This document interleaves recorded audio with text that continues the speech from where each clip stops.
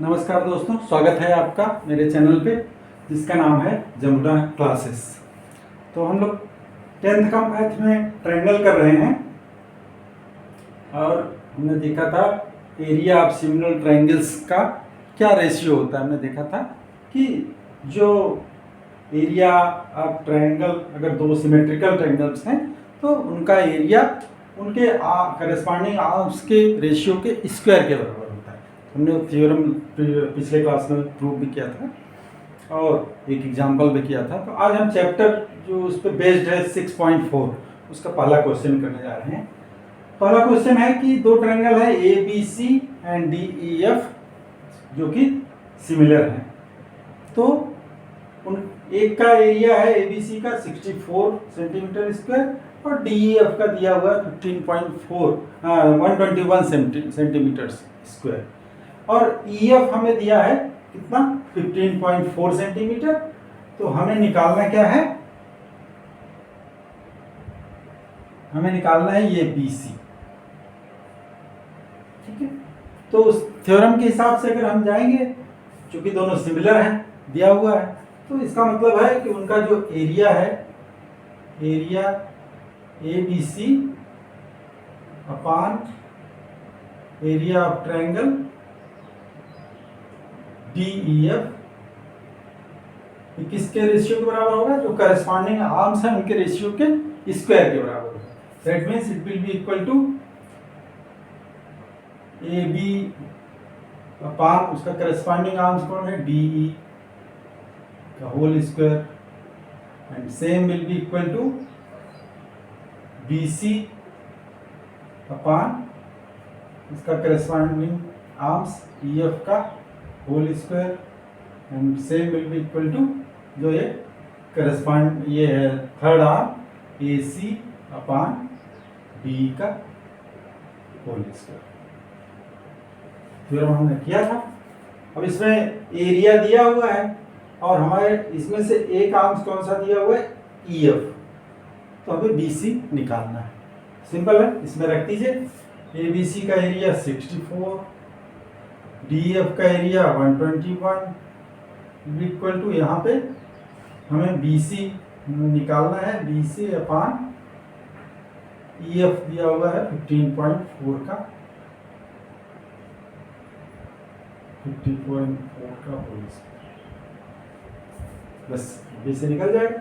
ये देखिए आप इधर देखेंगे तो ये 8 का स्क्वायर है, ये 11 का स्क्वायर है, ये क्या हो जाएगा 8/11 का whole square will be equal to B C by 15.4 का होल स्क्वायर। दोनों स्क्वायर स्क्वायर हट जाएंगे, अगर दोनों का स्क्वायर रूट कर देंगे तो ये हट जाएगा। तो अभी इससे क्रॉस मल्टीप्लिकेशन कर दीजिए, B C will be equal to 8 into 15.4 by 11। ठीक है, 11 से इसको कट करिए, ये हो जाएगा 11 जा 11 4 11 4 जा 40 1.4 एंड 8 इंटू 1.4 832 8 8 11 11.2 सेंटीमीटर। देख सकते हैं एरिया का जो रेशियो है सिमेट्रिकल ट्रायंगल्स का, उसके बेस पे हम उस थ्योरम के बेस पे हम ये क्वेश्चन निकाल सकते हैं। इसी तरह से कोई भी आर्म्स दिया हो उसका करस्पॉन्डिंग आर्म आप निकाल सकते हैं। ठीक है, चलिए क्वेश्चन नंबर 2 करते हैं।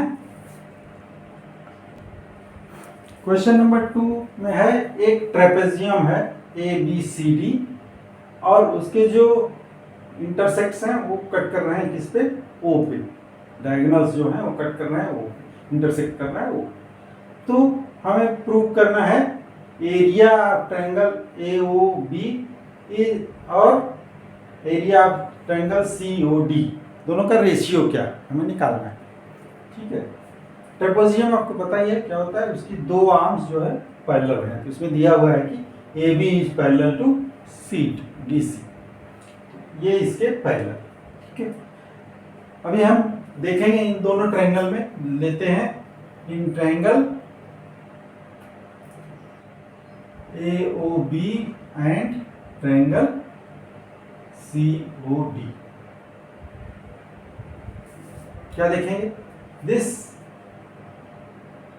Angle is equal to this angle, angle AOB is equal to angle COD। क्यों? दोनों अपोजिट एंगल्स है ना।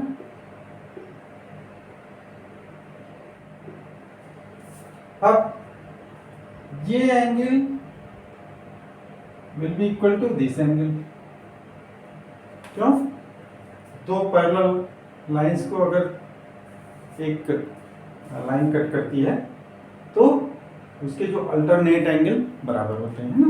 अल्टरनेट एंगल है ये, इस दोनों को ये कट कर रही है तो ये अल्टरनेट एंगल बराबर है। एंगल DCO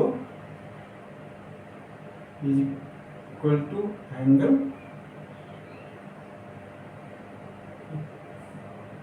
ये angle is equal to OAD। ठीक है, ये अल्टरनेट एंगल है। इसी तरह से ये लाइन कट कर रही है इस पैरेलल लाइन को, तो ये अल्टरनेट एंगल होंगे, ये और ये बराबर होंगे, है ना। That means angle CDO is equal to angle OBA। ये भी अल्टरनेट एंगल है। ठीक है, तो अगर हम एंगल थ्योरम से जाएंगे तो हम इसका मतलब है कि ये AOB is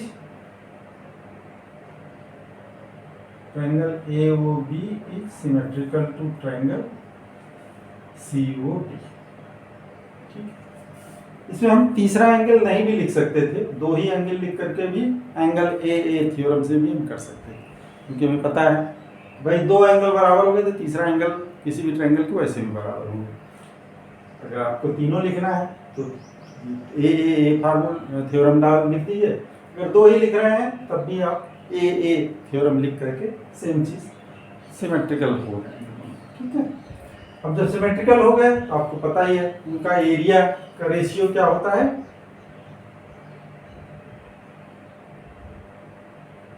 area AOB upon area COD क्या होगा, उसके आर्म्स के रेशियो के करस्पॉन्डिंग आर्म्स के रेशियो का स्क्वायर होगा। That means AB upon CD, AB upon DC कर लीजिए या CD कर लीजिए, DC का होल स्क्वायर। ए आर्म्स इसके करस्पॉन्डिंग है, ए आर्म्स इसके करस्पॉन्डिंग है ना। Means DO upon DO whole square. Same will be equal to ये जो थर्ड आर्म है ये भी, इसका भी रेशियो आप ले लेंगे अगर तो AO अपान CD का होल स्क्वायर। ठीक है, आर्म का स्क्वायर। अच्छा, मैंने एक चीज इसमें बता नहीं दिया हुआ है कि ये CD जो है AB का हाफ है, means AB is equal to 2CD। ठीक है, तो हम इसको इतना ही एरिया ले लेते हैं। हमें AB और CD का दिया हुआ है रेशियो कि वो डबल है, CD का डबल है AB। तो हम यहाँ पे इसको छोड़ दीजिए, इसकी जरूरत नहीं है हमें। क्या लिख देंगे, ये हो जाएगा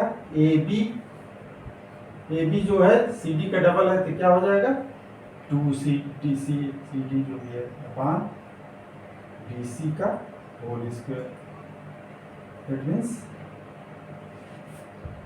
2/1 का होल स्क्वायर।